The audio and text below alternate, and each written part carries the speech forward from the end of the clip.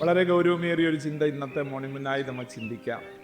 ഇന്നലെ വരെ നമ്മൾ ചിന്തിച്ച ഗിദെയോന്റെ ഒരു ഭാഗവുമായിട്ട് ബന്ധപ്പെട്ടുള്ളതാണ്. ദൈവപ്രസാദം ലഭിക്കുന്നവർ, ദൈവപ്രീതി ലഭിക്കുന്നവർ വളരെ ഗൗരവത്തോടെ ആത്മീയജീവിതം നയിക്കണമെന്നും ഇല്ലെങ്കിൽ അത് വരുത്തുന്ന വളരെ വലിയ ഭവിഷ്യത്തുകളുമാണ് നമ്മൾ ഇന്ന് ചിന്തിക്കാനായിട്ട് പോകുന്നത് കേട്ടോ. കഴിഞ്ഞ ദിവസങ്ങളൊക്കെ നമ്മൾ ചിന്തിച്ചത് ദൈവത്തെ നമസ്കരിക്കുന്ന, യഹോവ ശാലം എന്ന യാഗപീഠം പണിയുന്ന വലിയൊരു ആമേൻ ഹല്ലേലൂയ മിദ്യാന്യ സൈന്യത്തെ വെറും 300 പേരെ കൊണ്ട് ദൈവം പറയുന്നത് പോലെ ചെയ്ത് ജയിക്കുന്ന ഗിദെയോനെയൊക്കെയാണ് നമ്മൾ കണ്ടത്. നമ്മൾ ചിന്തിക്കാൻ പോകുന്നത്, ഗിദെയോൻ അതുകൊണ്ടൊരു ഏഫോദ് ഉണ്ടാക്കി തൻ്റെ പട്ടണമായ ഒഫ്രയിൽ പ്രതിഷ്ഠിച്ചു. ഇസ്രായേലെല്ലാം അവിടേക്ക് പരസംഗമായിട്ട് അതിൻ്റെ അടുക്ക ചെന്നു. അത് ഗിദെയോനും അവൻ്റെ കുടുംബത്തിനും ഒരു കെണിയായി തീർന്നു. കണ്ടോ? ആമേൻ. 8-ാം അധ്യായം 27-ാമത്തെ വാക്യം ഞാൻ വായിച്ചത്. നോക്കിയേ, 26-ാമത്തെ വാക്യം കൂടെ വായിക്കുമ്പോഴേ 24. പിന്നെ ഗിദെയോൻ അവരോട്, ഞാൻ നിങ്ങളോട് ഒന്ന് അപേക്ഷിക്കുന്നു, നിങ്ങൾ ഓരോരുത്തരും കൊള്ളയിൽ കിട്ടിയ കടുക്കൻ എനിക്ക് തരണം എന്ന് പറഞ്ഞു. അവർ ഇശ്മായില്യർ ആയിരുന്നതുകൊണ്ട് അവർക്ക് പൊൻകടുക്കനുണ്ടായിരുന്നു. ഞങ്ങൾ സന്തോഷത്തോടെ തരാമെന്ന് അവർ പറഞ്ഞു.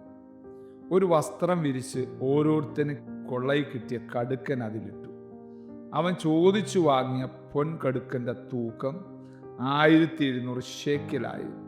ഇതല്ലാതെ ചന്ദ്രക്കലകളും കുണ്ടലങ്ങളും മിദ്യാന്യ രാജാക്കന്മാർ ധരിച്ചിരുന്ന രക്താംബരങ്ങളും അവരുടെ ഒട്ടകങ്ങളുടെ കഴുത്തിലെ മാലകളും ഉണ്ടായിരുന്നു. സ്തോത്രം. 27-ാമത്തെ വാക്യം. ഗിദെയോൻ അതുകൊണ്ട് ഒരു ഏഫോദ് ഉണ്ടാക്കി തൻ്റെ പട്ടണമായ ഒഫ്രയിൽ പ്രതിഷ്ഠിച്ചു. ഇസ്രായേലെല്ലാം അവിടേക്ക് പരസംഗമായി അതിൻ്റെ അടുക്കൽ ചെന്നു. അത് ഗിദെയോനും അവൻ്റെ കുടുംബത്തിനൊരു കെണിയായി തീർന്നു. വളരെ ഗൗരവമേറിയൊരു ഭാഗമാണ് ഈ 4 വാക്യങ്ങളിൽ വിശദീകരിച്ചേക്കുന്നത്.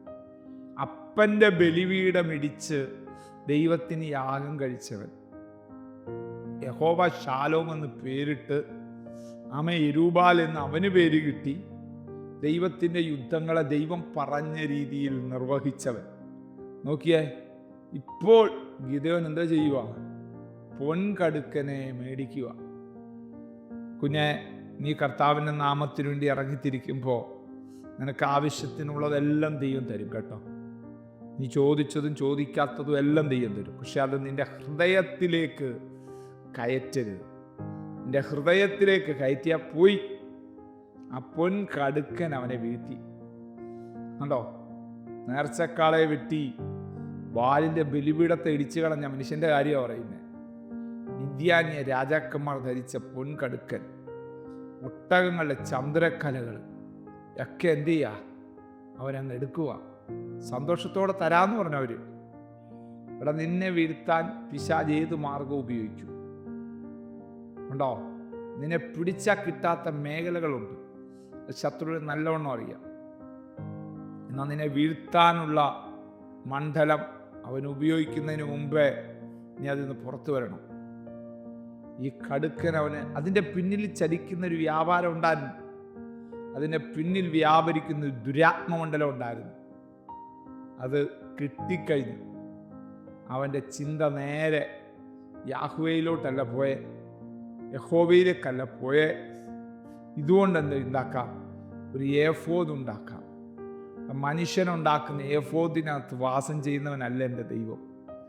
പർവ്വതത്തിൽ കാണിച്ച മാതൃക പ്രകാരം ഉണ്ടാക്കാനാ മോശയോട് ദൈവം പറഞ്ഞ്. ഞാൻ ചോദിക്കട്ടെ, ഗിദെയോൻ ഈ ഏഫോദ് ഉണ്ടാക്കാൻ ദൈവത്തിന് എന്തെങ്കിലും നിർദ്ദേശം ഉണ്ടായിരുന്നോ? ഇല്ല.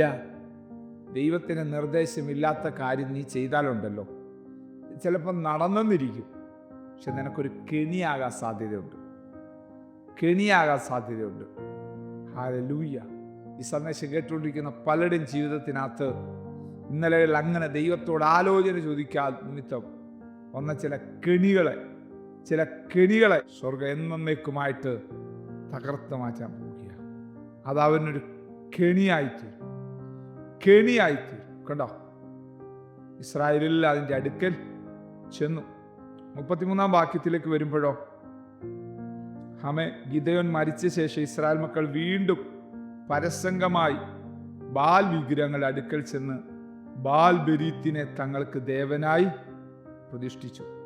ഇസ്രായേൽ മക്കൾ ചുറ്റുമുള്ള സകല ശത്രുക്കളെയും കയ്യിൽ നിന്ന് തങ്ങളെ രക്ഷിച്ച തങ്ങളുടെ ദൈവമായ യഹോവയെ ഓർത്തില്ല. അതുമാത്രമല്ല, ഗിദെയോൻ എന്ന യെരുബ്ബാൽ ഇസ്രായേലിൽ ചെയ്ത എല്ലാ നന്മയ്ക്കും തക്കവണ്ണം അവൻ്റെ കുടുംബത്തോട് ദയ ചെയ്തതുമില്ല.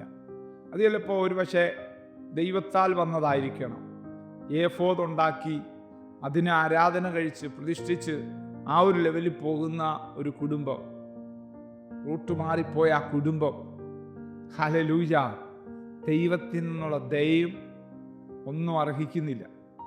എത്ര ശ്രേഷ്ഠകരമായിട്ട് ദൈവം അവനെ നടത്തിയത്, എന്തൊക്കെ പദവികൾ അവന് കൊടുത്തത്. പക്ഷേ അവൻ പെട്ടെന്നങ്ങ് വഴുതി വീഴുക. എങ്ങനെ നന്മകളെ സംരക്ഷിക്കാം, എങ്ങനെ അനുഗ്രഹത്തിന് പുറകെ പോകാം. യെസ്, ഈ പ്രഭാതത്തിൽ ഈ ദൂത് നമുക്കുള്ള ഒരു മുന്നറിയിപ്പാണ് ദൈവമക്കളെ. ഗിദെയോൻ വീണിട്ടുണ്ട്, തകർന്നിട്ടുണ്ട്, പക്ഷെ അവൻ മാനസാന്തരപ്പെട്ട് മടങ്ങി വന്നിട്ടുണ്ട് കേട്ടോ.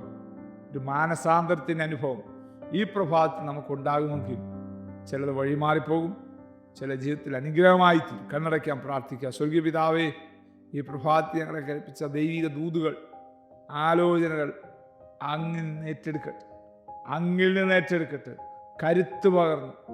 Yes, hallelujah. ഓരോ പ്രിയപ്പെട്ടവരും ജീവനെ കൽപ്പിച്ചാട്ട് കർത്താവേ. ചില ബലിപീഠങ്ങളെ ഇടിച്ച്, അശേര പ്രതിഷ്ഠകളെ തകർത്ത്, ചില ഇരുട്ടിൻ്റെ സ്വാധീനങ്ങളെ പൊളിച്ചു മാറ്റി ദൈവത്തിൻ്റെ മഹത്വത്തെ വെളിപ്പെടുത്തണമേ കർത്താവ്, യേശുവിൻ നാമത്തിൽ തന്നെ. ആമേൻ. God bless you. ദൈവം നമ്മെ അനുഗ്രഹിക്കട്ടെ. Praise the Lord. മോർണിംഗ് മന്ന സന്ദേശം ശ്രവിച്ചുകൊണ്ടിരുന്ന എല്ലാ ദൈവമക്കൾക്കും സ്നേഹവന്ദനം. പാസ്റ്റർ ബിനു വട്ടപ്പാറ. ഈ ദൈവവചന സന്ദേശങ്ങൾ തുടർമാനമായി ലഭിക്കുന്നതിനായി 9745600023 എന്ന വാട്സാപ്പ് നമ്പറിൽ ബന്ധപ്പെടാവുന്നതാണ്. നമ്പർ ഒരു പ്രാവശ്യം കൂടി ആവർത്തിക്കുന്നു: 97 45 60 00 23. ദൈവം നമ്മേവരെയും അനുഗ്രഹിക്കട്ടെ. God bless U.